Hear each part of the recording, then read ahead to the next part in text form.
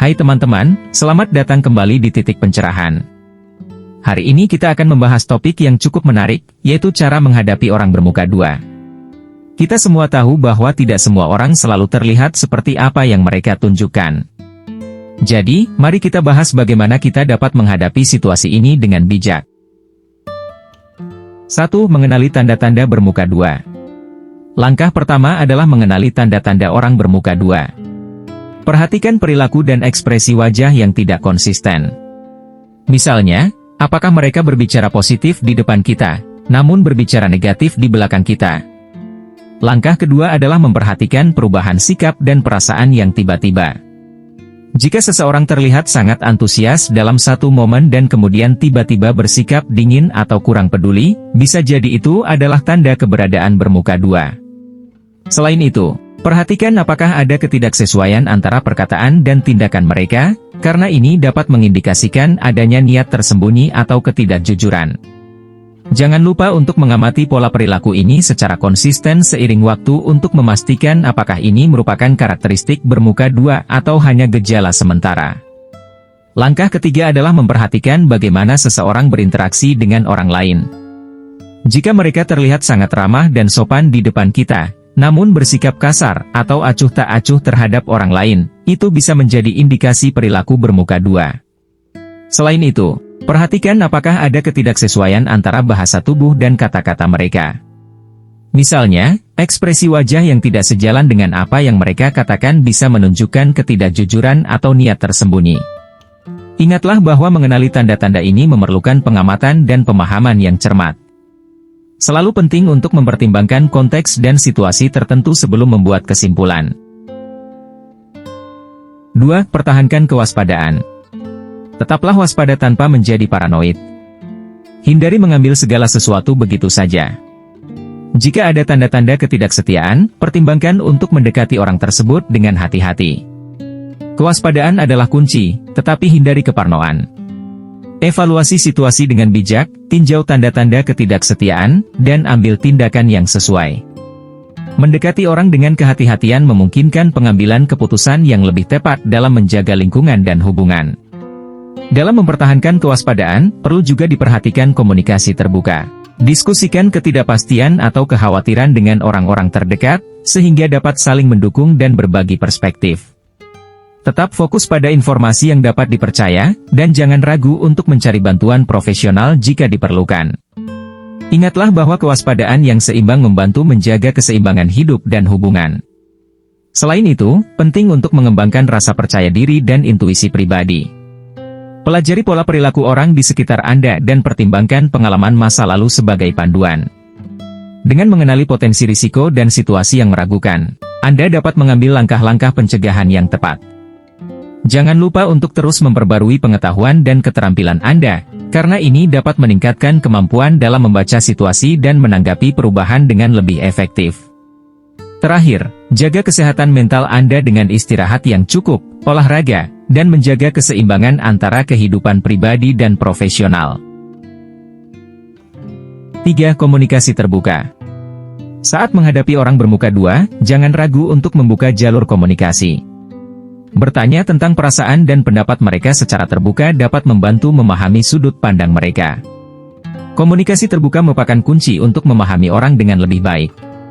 Dengan membuka jalur dialog secara jujur, Anda tidak hanya memberikan ruang bagi orang tersebut untuk berbicara tentang perasaan dan pendapatnya, tetapi juga menciptakan lingkungan yang mendukung kejujuran dan kepercayaan. Selain itu, komunikasi terbuka dapat membantu mengatasi konflik dengan lebih efektif, karena melibatkan semua pihak untuk saling memahami.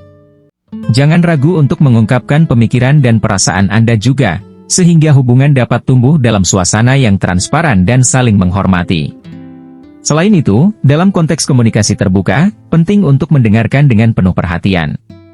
Aktif mendengarkan memungkinkan Anda untuk menangkap nuansa nonverbal, seperti ekspresi wajah dan bahasa tubuh, yang dapat memberikan wawasan tambahan tentang perasaan dan pikiran seseorang. Ketika seseorang merasa didengar dan dipahami, mereka lebih cenderung untuk terbuka dan berbagi lebih banyak informasi.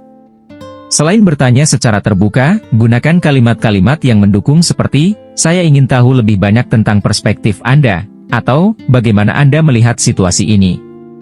Hindari menghakimi atau mengkritik secara langsung, karena hal itu dapat menghambat aliran komunikasi dan membuat orang merasa defensif.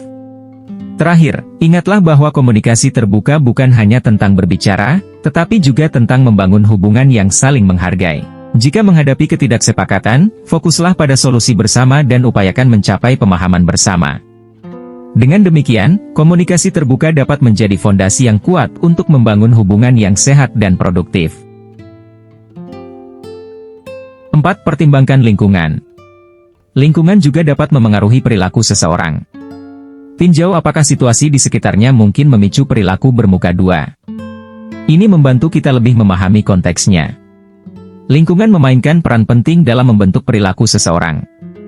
Situasi sekitar dapat menciptakan tekanan atau stimuli tertentu yang memicu respons bermuka dua.